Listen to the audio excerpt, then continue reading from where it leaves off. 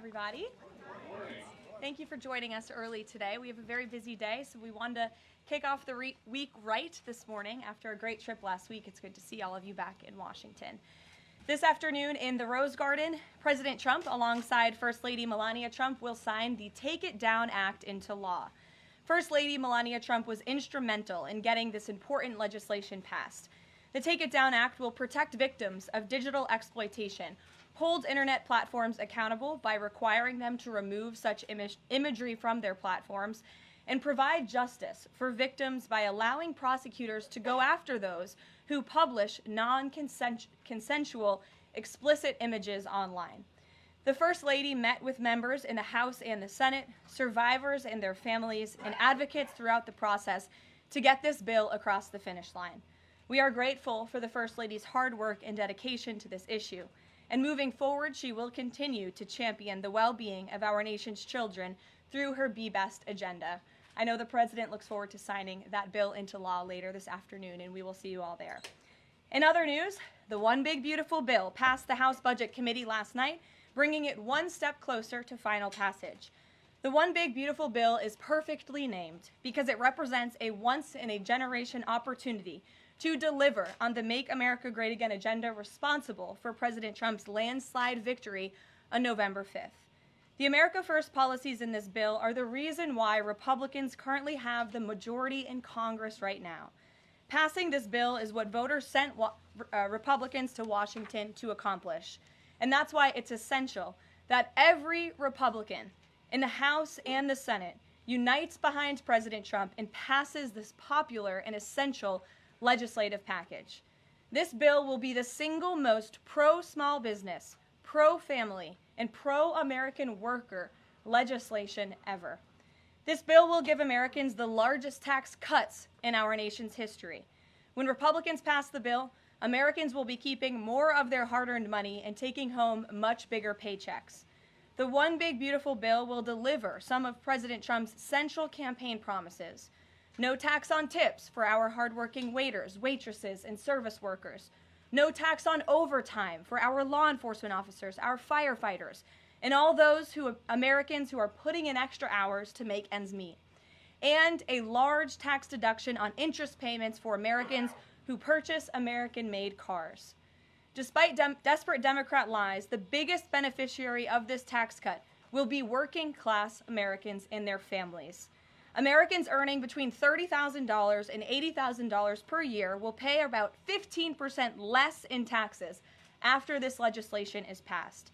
And according to a brand new paper from the White House Council of Economic Advisors, the average family with 2 children's take-home pay will be up to $13,000 higher because of the increase in wages and reductions in tax obligations.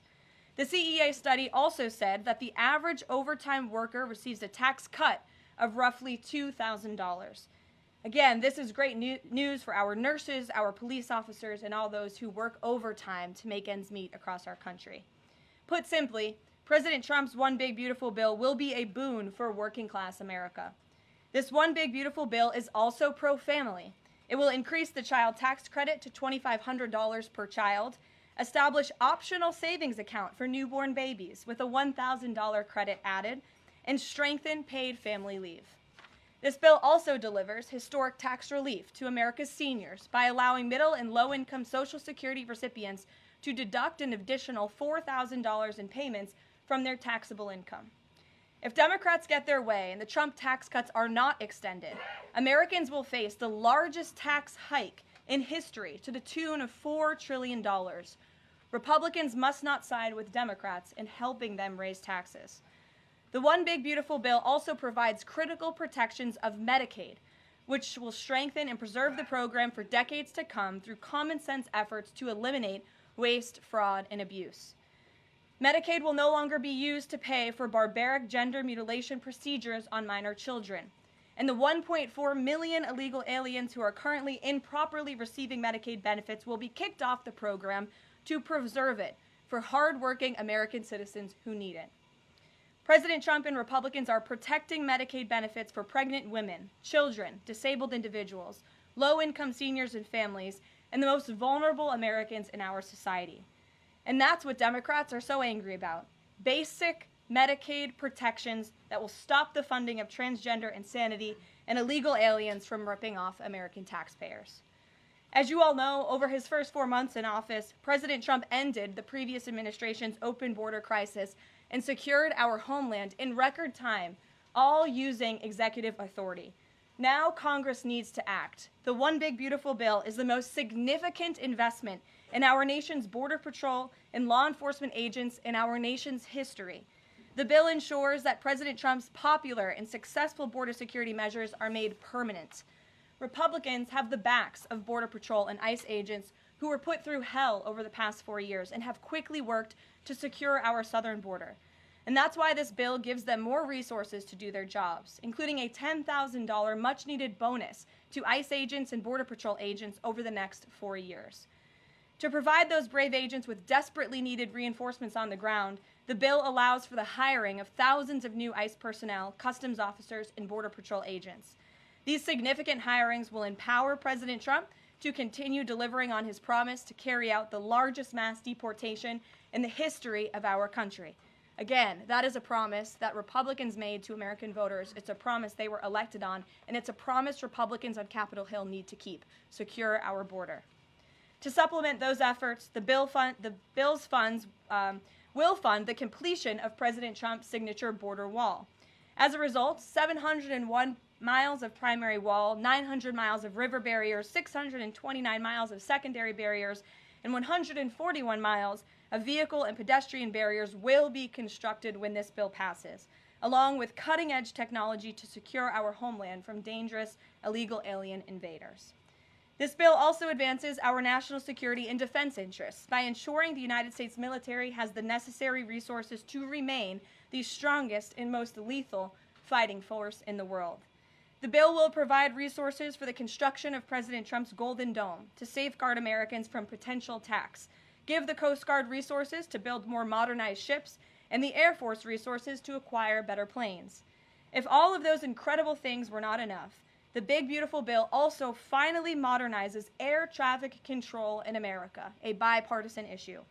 The bill will allow President Trump to deliver on his promise to overhaul and update our air traffic control systems to keep Americans flying as safe and efficiently as possible. The previous administration failed to act and do this themselves, despite repeated warnings from the GAO, which has resulted in unacceptable delays at major airports like Newark that the Trump administration is working hard to address. When the One Big Beautiful Bill passes, we will replace the current antiquated system, the FAA will enhance safety in our skies, reduce delays, and power the future of air travel in the United States. That's just some of what this historic legislation will accomplish. It is absolutely essential that Republicans unite behind the One Big Beautiful Bill and deliver on President Trump's agenda. There is no time to waste. Americans gave Republicans a once-in-a-generation opportunity to course-correct our country over many wrongs over the past 4 years. And Americans are counting on Republicans to work as hard as President Trump is in this White House every day on Capitol Hill. Send this legislation to his desk as soon as possible for his signature. Here in our new media seat today, we have Liam Cosgrove, the White House correspondent for Zero Hedge. With that, Liam, please kick us off. Thank you, Caroline. So my first question is on foreign policy. Sure. The president has made several moves towards peace in multiple fronts: India, Pakistan with the Houthis, talking with Iran and talking with Putin. Biden didn't even talk to Putin for the entire span of the war, which is crazy considering two nuclear powers were engaged in a proxy war. So I do admire these moves by the current president, I'll be honest. However, as of today, we are still funding both Israel's and Ukraine's wars. So can Americans expect to finally be done financing foreign wars at some point? Do you consider that one of the president's goals? Mm-hmm. Well, I think I can summarize the president's foreign policy agenda with 2 words: America first. And that means putting the American people and the American taxpayer first.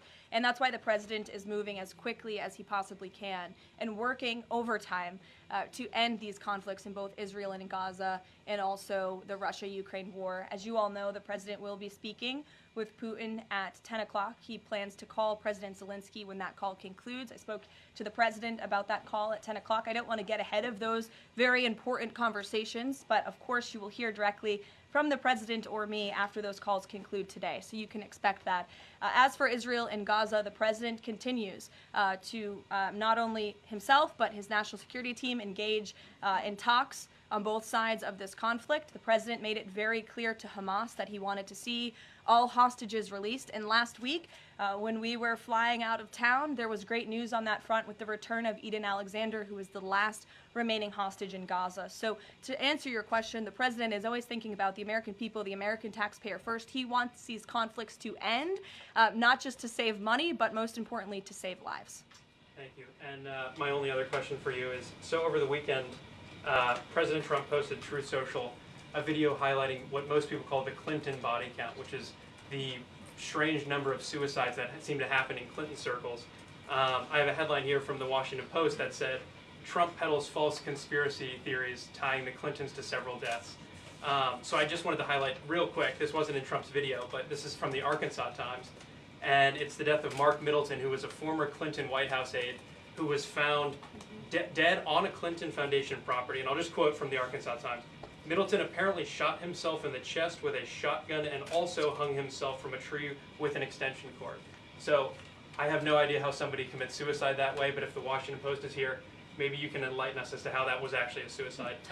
So anyways, that's just a lead into my question about the most famous Clinton-related suicide, which is that of Jeffrey Epstein.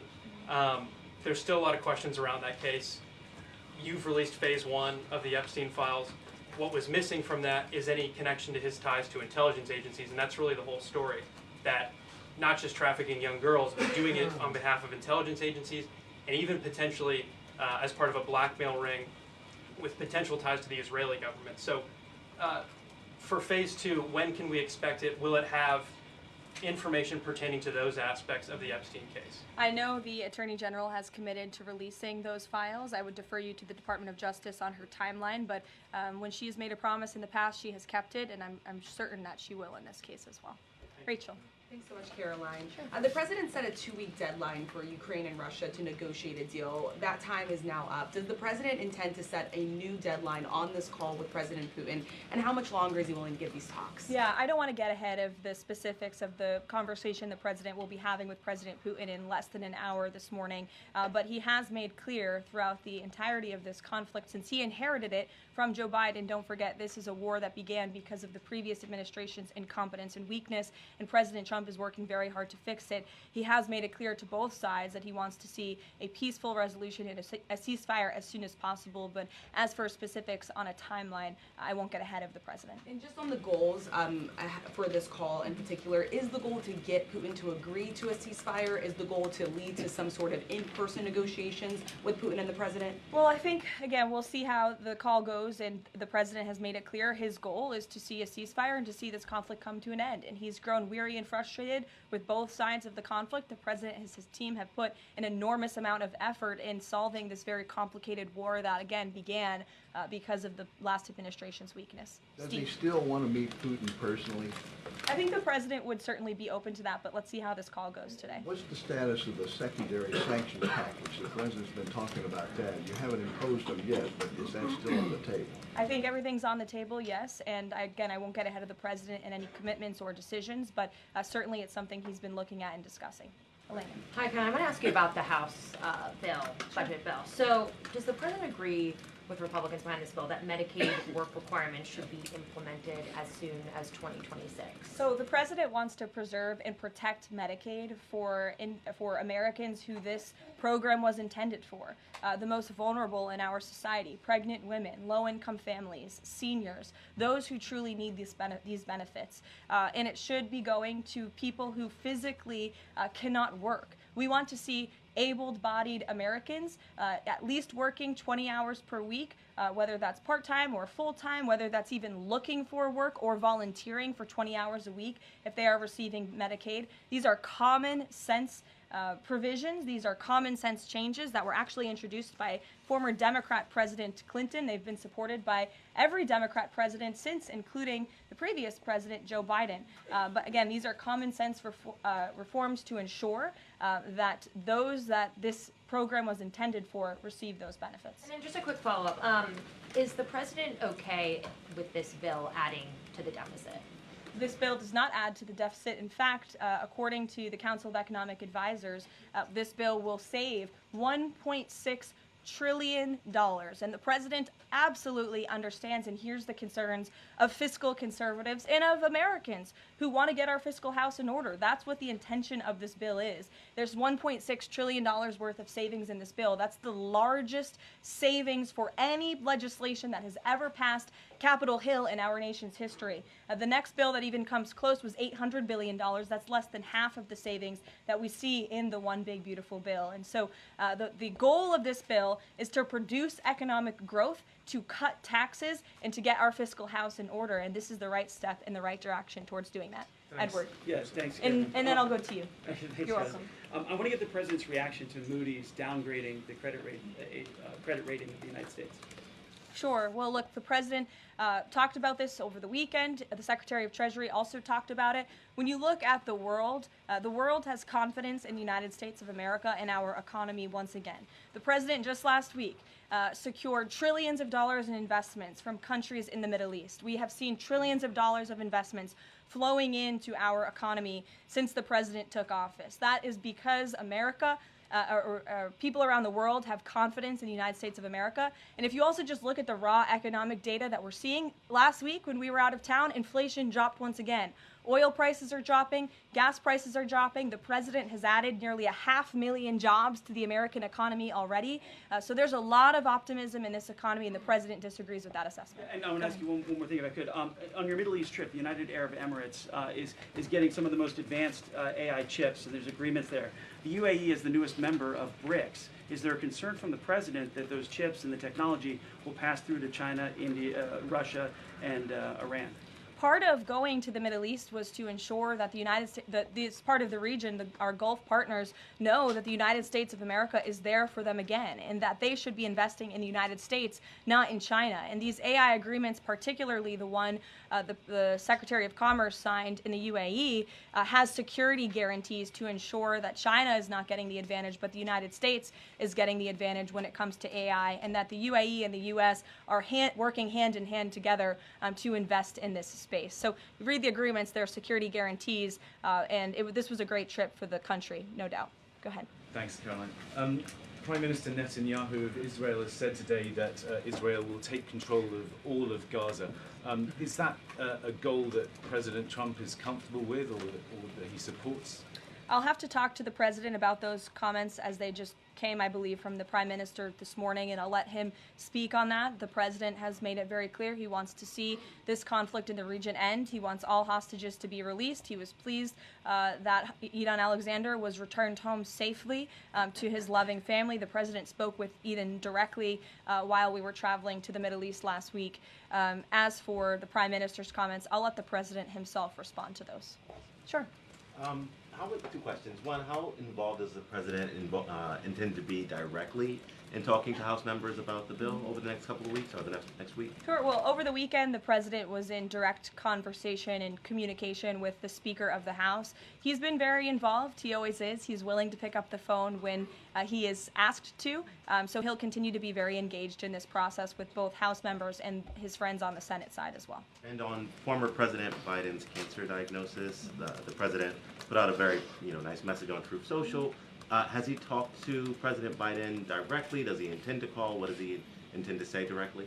Not to my knowledge. I don't believe they have spoken, but I'm sure the president would be open to doing that. I spoke to him last night about the former president's cancer diagnosis, and the statement that he put out was the initial reaction he had with me on the phone as well.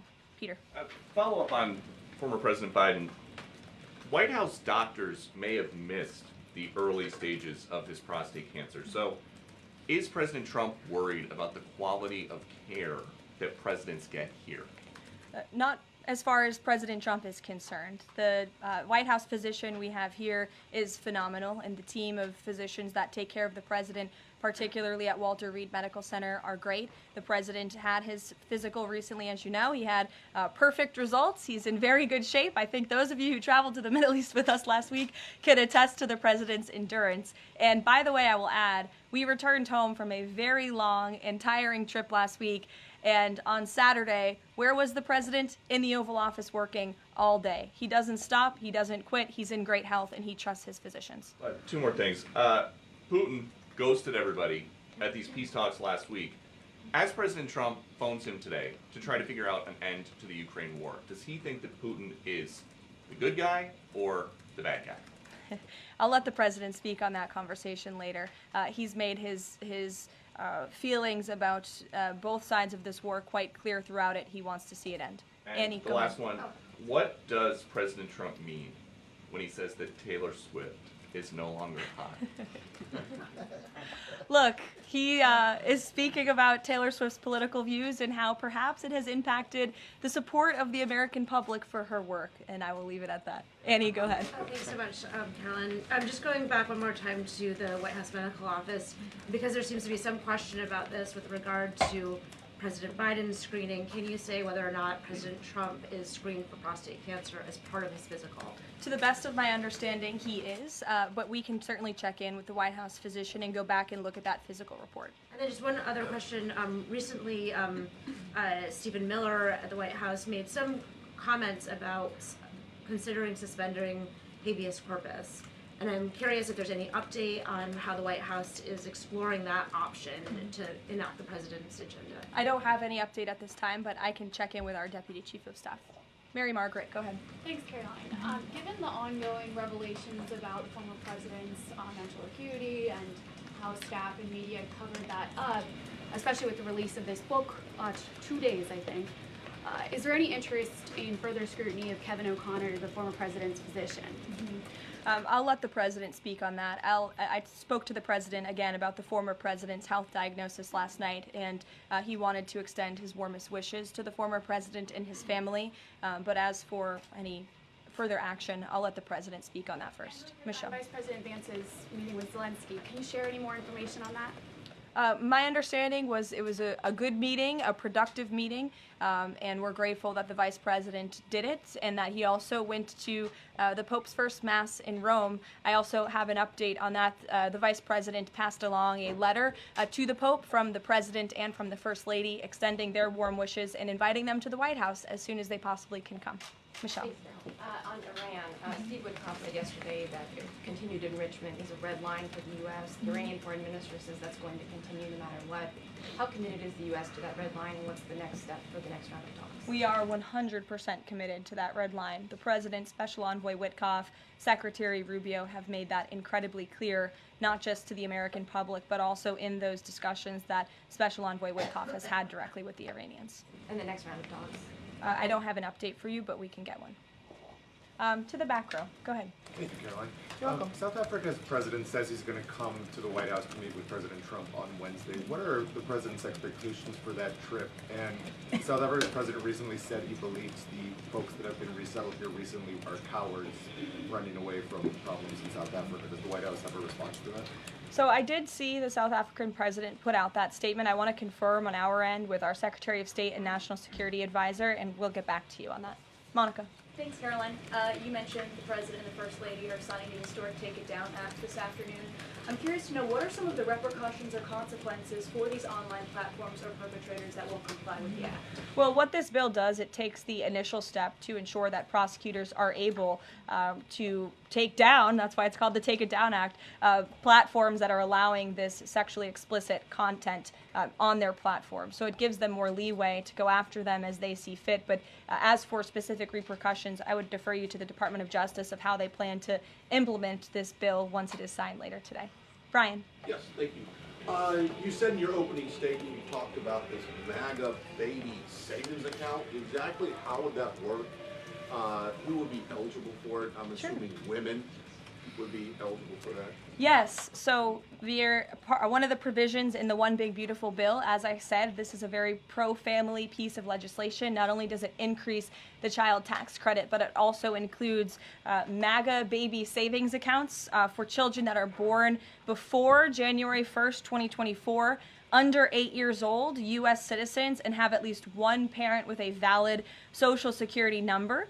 And when this tax provision becomes law, the child, if the parents seek to do this, will be set up with a savings account. Essentially, it's a 401k for a newborn baby. And child's relatives, their parents, can contribute up to $5,000 per year of after-tax dollars annually to that account. And then later in the baby's life, at age 25, savings account holders can withdraw up to the full balance of the account. Upon reaching 30, the account holders can access the full balance of the account for any purpose desired. So it's a great initiative for new parents, new mothers who want to set up this savings account for their children. Ouija. Thank you, Caroline. President Trump and his top economic aides have repeatedly said that Americans will not pay the cost of tariffs. In fact, last week, Lutnick said people have to drop the, quote, silly arguments that consumers would pay the cost. But over the weekend, as you know, the president posted that Walmart should eat the tariffs and not charge the value customer anything. I'll be watching, and so will your customers. So does he acknowledge that if companies don't absorb the full cost, Americans will have to pay?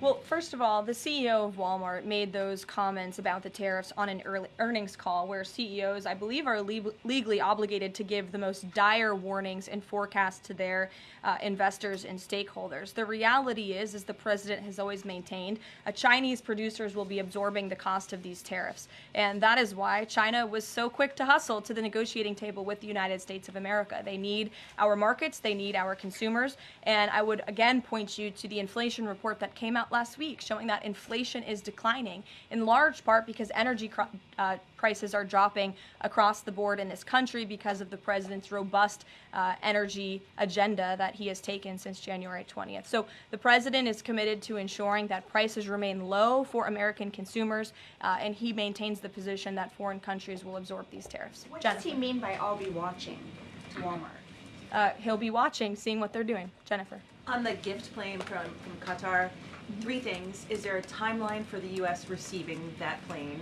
Do you know how long it will take to retrofit the plane to presidential standards? And thirdly, has the intelligence community, security folks, have they weighed in on whether that plane can actually be secured to presidential standards? I'm glad you brought up this question because I was watching the American press spew a lot of misinformation about the plane donation last week when we were abroad. Let's be very clear. The government of Qatar, the Qatari family, has offered to donate this plane to the United States Air Force, where that donation will be accepted according to all legal and ethical obligations. It will be retrofitted to the highest of standards by the Department of Defense and the United States Air Force. This plane is not a personal donation or a gift to the President of the United States. And everyone who wrote that last week should go and correct their stories because this is a donation to our country and to the United States Air Force. As for a timeline, because it is the United States Air Force that is accepting the plane, I would defer you to them for specifics because the President, frankly, has nothing to do with it. It's the Air Force's project to take on. Sure.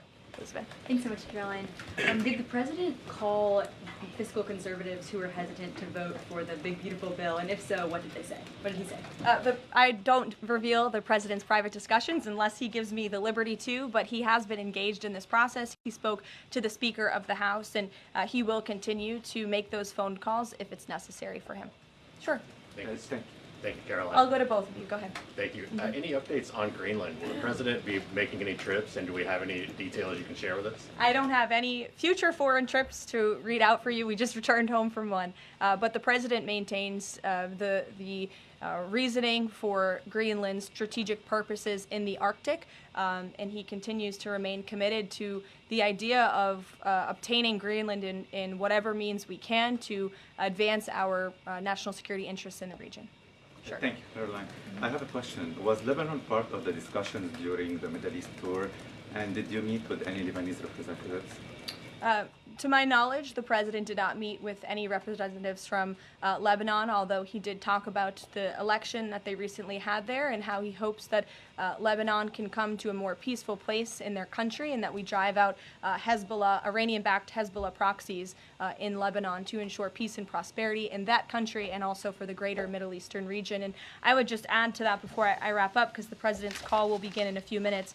The president's historic tour to the Middle East last week truly reset our foreign policy agenda in that region. I think actually, in fact, the Washington Post had a headline, President Trump remakes U.S. foreign policy in the Middle East. And that's absolutely true. He took a courageous and bold step to lift sanctions on Syria. He strengthened our ties with our Gulf partners, and he put Iran into a very difficult position because the United States of America is back. And I will summarize the president's trip with an anecdote that I heard directly from a member of one of the foreign delegations. I asked him how hopeful their country was when they learned President Trump won the election. And he told me when President Trump won the election, it was like the lights turned on in a dark room.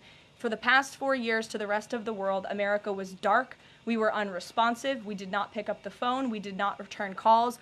All of that has changed under the leadership of this president, and I think the world saw that last week with this historic and wildly successful trip, and the work continues. The president will be speaking to President Putin at 10 a.m., and we'll have a readout for you after that call, and we'll see you in the Rose Garden at 3 o'clock. Thanks, guys. Thanks, Caroline. Thank you, Caroline.